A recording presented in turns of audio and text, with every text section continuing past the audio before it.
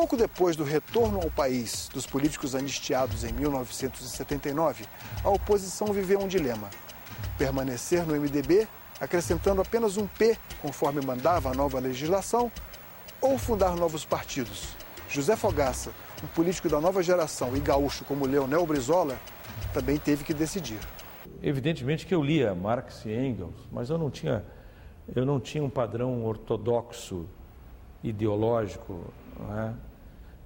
Quem me influenciava muito mais naquela época era um pensador chamado Herbert Marcuse. Não é? Por quê?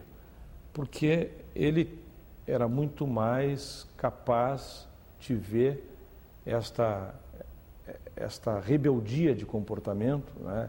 Essa necessidade de mudança sem se prender aos valores convencionais, a essência de um pensamento muito mais libertário do que propriamente revolucionário do ponto de vista ortodoxo marxista. Eu tinha uma enorme admiração pelo Brizola, como tive até a sua morte e continuo tendo, mas naquele momento eu me filiei ao grupo de políticos que entendia que não se podia dividir a oposição. Formar vários partidos, naquele momento, na oposição, acabaria por servir ao governo.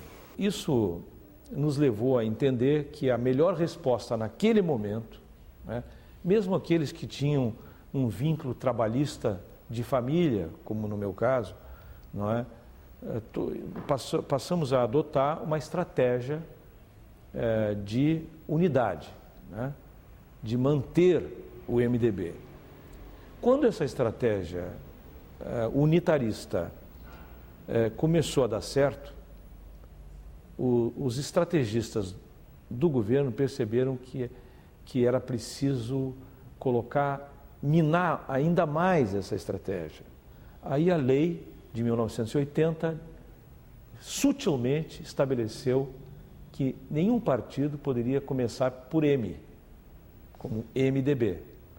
Logo, era preciso fundar um novo partido com um P na frente. E, com isso, se fundou, então, o Partido Trabalhista Brasileiro e o PMDB. Aí é que o MDB ganhou um P na frente. Essa estratégia do governo deu certo, porque realmente houve uma multiplicação de partidos, né, na oposição, e o PMDB, apesar de continuar sendo o maior partido, começou ali a se fragmentar, a se subdividir em vários ramos, de onde depois nasceram o PSDB, o PDT, os partidos ortodoxos comunistas, o PCB e o PCdoB, que pertenciam então ao MDB, né? Só se poderia chegar à democracia efetiva, de verdade, quer dizer, desmontar a hegemonia autoritária militarista no Brasil, se a gente realmente mantivesse a unidade até a Assembleia Nacional Constituinte. Essa era a estratégia.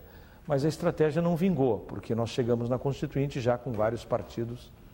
Infelizmente, ali se deu um momento de conflito entre Simon e Brizola. Isso foi o que aconteceu. Brizola fundou o PTB, Partido Trabalhista Brasileiro, o novo Partido Trabalhista Brasileiro, mas naquele momento, realmente, aqui houve uma cisão política e muitos trabalhistas de origem, muitos trabalhistas históricos, permaneceram no PMDB ao lado de Pedro Simon. Em 1982, nós tivemos uma eleição para o governo do Estado, né, em que concorreram já os novos partidos. E o que aconteceu foi que, em havendo muitos candidatos na oposição, dividindo a oposição, Pedro Simon, que era o candidato mais forte, do partido mais forte, acabou perdendo a eleição de 82 para o Jair Soares, né, por uma diferença de 20 mil votos, mas a vitória foi realmente do partido situacionista. A estratégia deu certo no Rio Grande do Sul. houve um momento em que eu subi à tribuna para falar, se não me engano, era no próprio dia 31 de março. E foi jogada uma bomba contra a tribuna. Não uma bombinha de São João, uma verdadeira bomba, um artefato relativamente pesado. Foi jogado contra a tribuna e explodiu. A Assembleia paralisou as suas atividades por 2, 3 semanas, se instalou um inquérito e, enfim, os jornais da época trouxeram isso com muita relevância. Foi um fato político que marcou muito aquele meu primeiro mandato. Mas, do ponto de vista institucional, o que realmente marcou o meu primeiro mandato como deputado estadual foi realmente a questão partidária, né? A decisão que teve que se tomar em 1980 de fechar o MDB e abrir as portas do chamado Partido do Movimento Democrático Brasileiro, o PMDB, e se separar dos companheiros trabalhistas que foram para o PTB, não é? E outros sindicalistas que foram para o PT. Eu me tornei deputado federal em 1982 e passei a exercer esse mandato a partir de 83 em Brasília. Passei a conhecer e a viver em Brasília, então, a partir de 1983. O que aconteceu, então, de 83 a 86 foi exatamente todo esse processo de luta pelas diretas, né? A campanha das diretas em 84, não é? A emenda Dante de Oliveira, o Dante de Oliveira era também membro do nosso grupo, né? O grupo Só Diretas. Itamar Franco era membro do nosso grupo Só Diretas. Naquele momento, eu me recordo perfeitamente, não é? Nós tínhamos uma decisão fechada, quase que um juramento de mãos dadas, né? Ninguém aqui irá ao colégio eleitoral, ninguém votará no colégio eleitoral, né? E para tentar pressionar ou criar condições de pressão no sentido de que acontecesse sim a eleição direta, de que o Congresso aprovasse a emenda das diretas, né? Mas o Congresso não aprovou a emenda das diretas e o grupo Só Diretas ficou meio que agarrado num pincel, não é? Porque o colégio eleitoral estava acontecendo, iria acontecer, já tinha data marcada e a nossa ausência no colégio eleitoral poderia garantir a vitória de Maluf, que era o candidato do governo, contra o candidato da oposição, Tancredo Neves. Até que uma noite houve uma reunião na casa do Pimenta da Veiga, em que todos nós fomos, não é? E só não foi o Itamar Franco. O então senador Itamar Franco foi o único que não compareceu àquela reunião do grupo Só Diretas. E o doutor Tancredo, enrolando a gravata, como ele costumava fazer, não é? Foi conversando devagarinho conosco, ali pela 1h, 2h da madrugada, todos nós estávamos já decididos a participar do colégio eleitoral para garantir a ele a vitória, não é? Ele assumia o compromisso de realizar eleições diretas no Brasil, se vencesse no colégio eleitoral, nos convenceu a todos e acabou ali o grupo Só Diretas. Se nós não tivéssemos ido ao colégio eleitoral,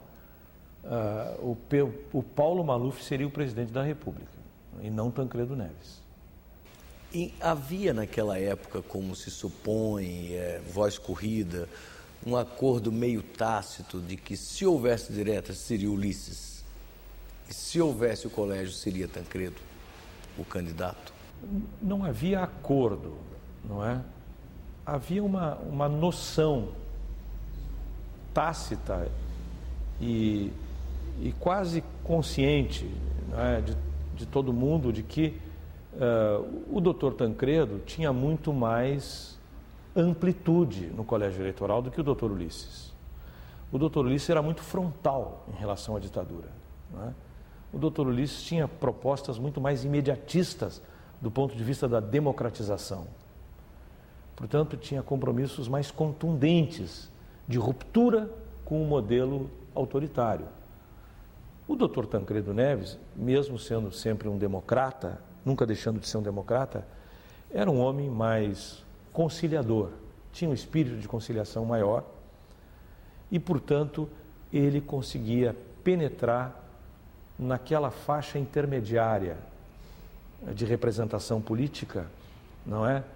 De pessoas que tinham vínculos partidários com o governo, mas que tinham visão ou tinham sensibilidade democrática pela necessidade de mudanças institucionais no país, e Tancredo atrairia esses votos dentro do colégio eleitoral que Ulisses não atrairia. Naquele momento havia clareza quanto ao fato de que o doutor Tancredo conseguia cavar mais fundo nas bases do governo, não é? Cavar mais fundo nas bases do governo e gerar mais apoios para o processo de democratização.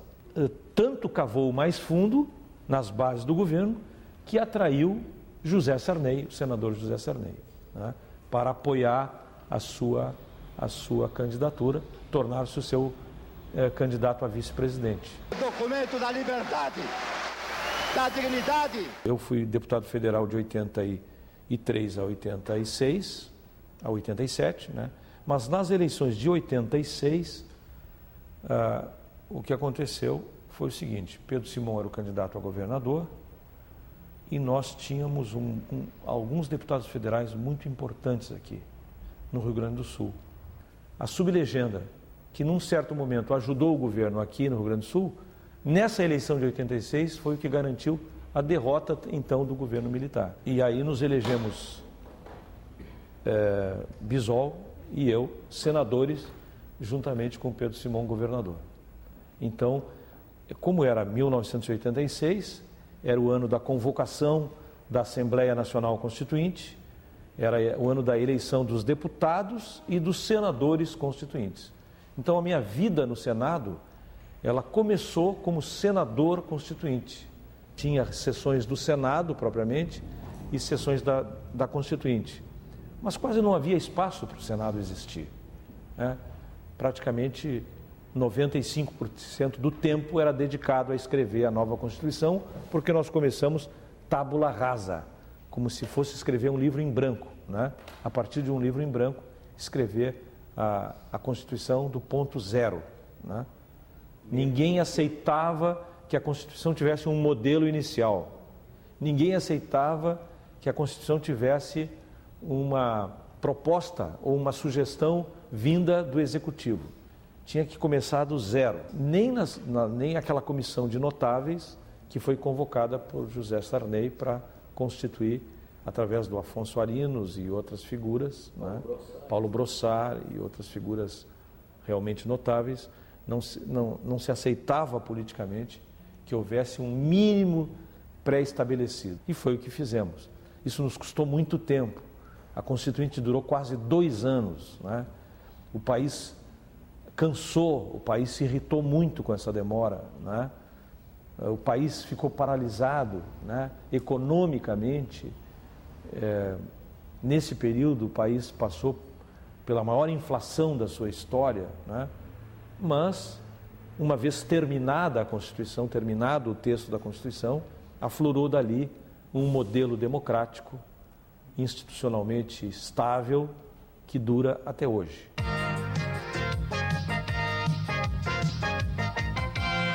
Isso quer dizer que todos esses direitos, todos esses avanços já passam a vigorar a partir do dia 6 de outubro. Todos estes instrumentos, todos esses direitos sociais têm vigência imediata e aplicação imediata. Na ordem econômica, um capítulo importante entra em vigor logo após a promulgação, o da reforma tributária. O que mudou mais foi o modelo econômico e administrativo do país. Mas as instituições democráticas, criadas em 88, são sólidas até hoje e acho que são permanentes no Brasil. A primeira etapa dessa entrevista foi gravada na Prefeitura de Porto Alegre. No dia seguinte, em sua casa, José Fogaça falou sobre a Constituição, sistema de governo, medidas provisórias e organização partidária.